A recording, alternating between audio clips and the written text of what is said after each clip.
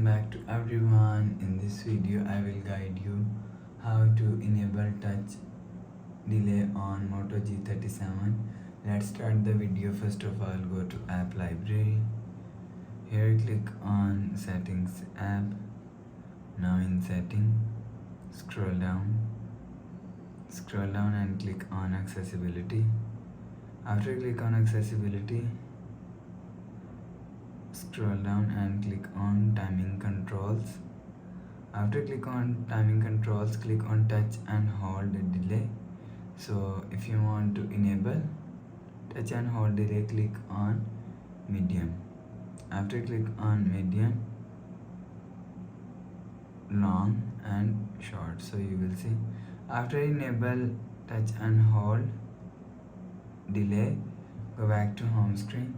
So please subscribe for more new latest videos. Thanks for watching.